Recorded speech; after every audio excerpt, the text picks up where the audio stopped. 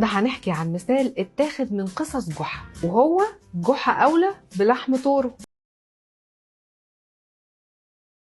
ايه الأخبار؟ حواديت جحا من أشهر الحواديت في الفولكلور الشعبي، واتعمل منها مسلسل كمان للفنان يحيى الفخراني. الراجل اللي معروف بأن دمه خفيف وبيحب يهزر قرر يذبح طور ويعزم الجيران على الأكل. قال لهم تعالوا كلوا من لحم الطور بتاعي، رغم ان هو من جواه بيقول ده الطور بتاعي، انا اولى بيه منهم. النقطة دي بيتي اولى بيها. جحا وقف قدامهم وابتدى يتكلم عن الجود والكرم، وبعدين راح لكل واحد فيهم يقنعه ازاي يسيب نصيبه من اللحمه. قال للشيخ الكبير اللحم ده تقيل مش هيتهضم، وقال للمريض اللحمه دي هتزود مرضك، وقال للي وزنه زياده انت مش ناقص لحم.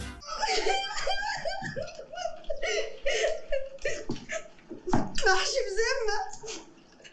وقال للشباب انتوا اقوياء وتقدروا تستحملوا. وفي الاخر لما خلص كلامه رجع بكل اللحمه اللي وزعها وقال لهم يلا على بيوتكم. ومن يومها والناس بتقول جحا اولى بلحم طور.